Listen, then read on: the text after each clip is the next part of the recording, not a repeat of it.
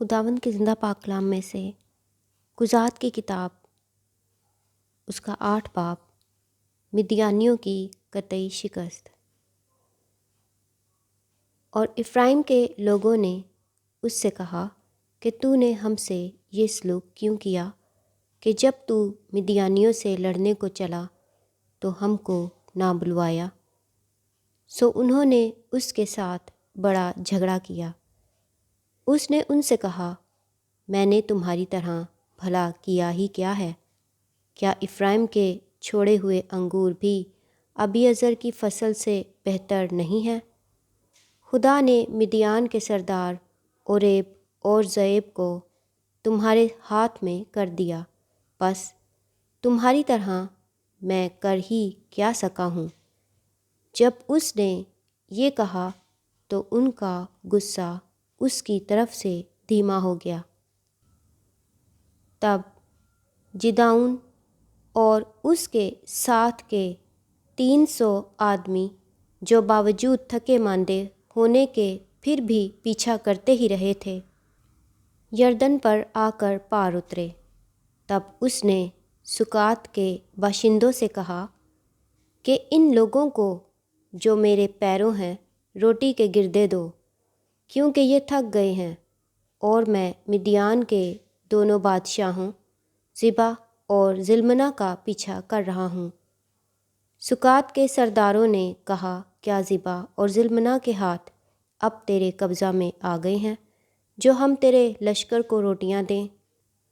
جدعون نے کہا، جب خداوند زبا اور زلمنا کو میرے ہاتھ میں کر دے گا تو میں تمہارے گوشت کو ببول اور سدا گلاب کے کانٹوں سے نچواؤں گا۔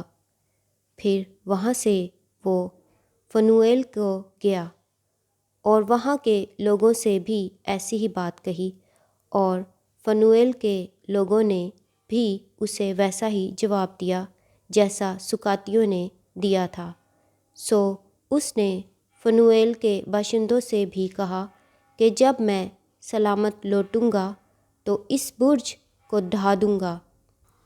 اور زبا اور زلمنا اپنے قریباً 15,000 آدمیوں کے لشکر سمیت کرکور میں تھے، کیونکہ فقط اتنے ہی اہل مشرق کے لشکر میں سے بچ رہے تھے، اس لیے کہ 1,20,000 شمشیر زن مرد قتل ہو گئے تھے۔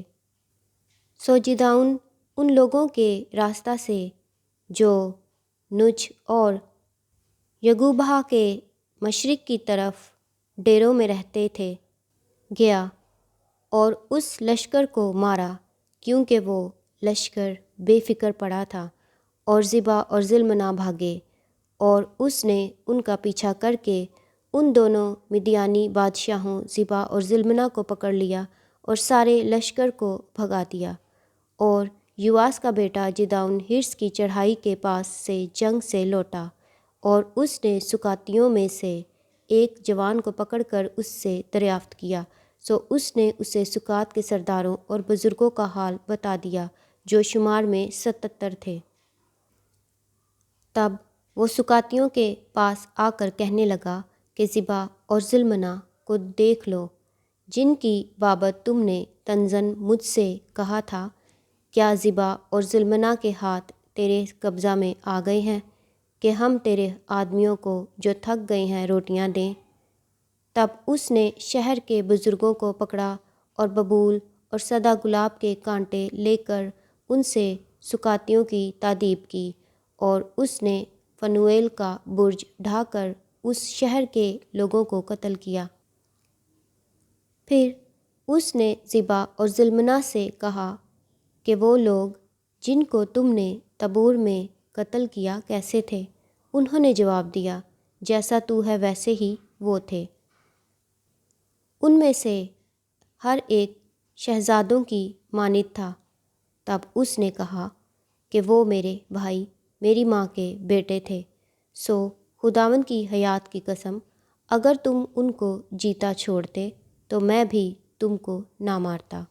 پھر اس نے اپنے بڑے بیٹے یتر کو حکم کیا کہ اٹھ ان کو قتل کر، پر اس لڑکے نے اپنی تلوار نہ کھینچی، کیونکہ اسے ڈر لگا، اس لیے کہ وہ ابھی لڑکا ہی تھا۔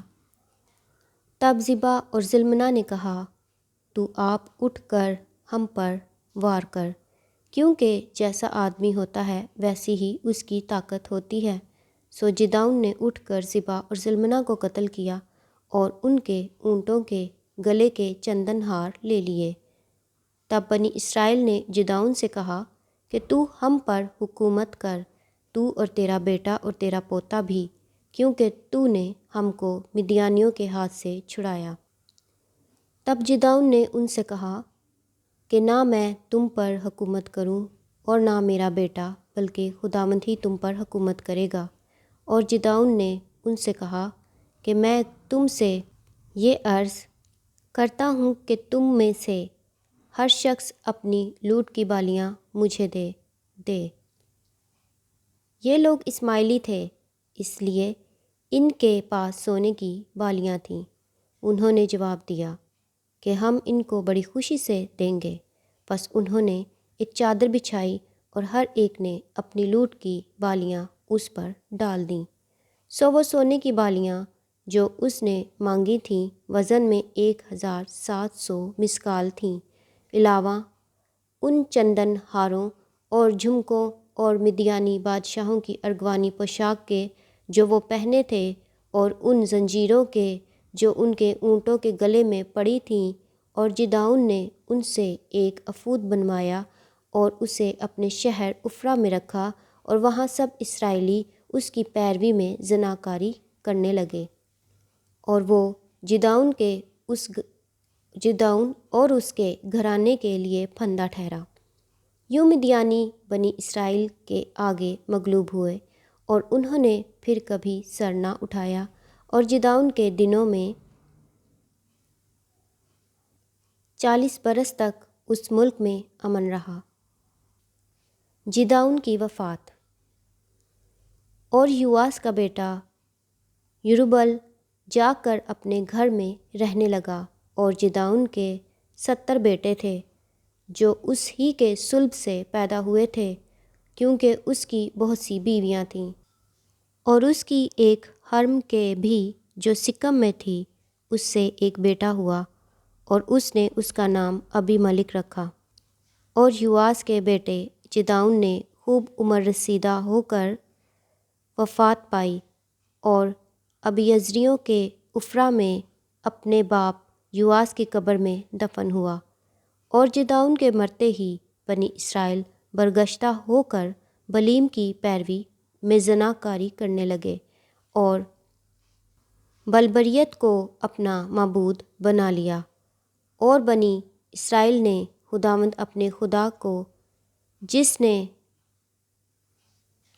ان کو ہر طرف ان کے دشمنوں کے ہاتھ سے رہائی دی تھی، یاد نہ رکھا، اور نہ وہ یروبل یعنی جدعون کے خاندان کے ساتھ ان سب نیکیوں کے عوض میں جو اس نے بنی اسرائیل سے کی تھیں مہر سے پیش آئے۔ خداوند کے زندہ پاک کلام کے پڑھے اور سنے جانے پر خداوند کی خاص برکت ہو۔ خدا کا شکر ہو، آمین۔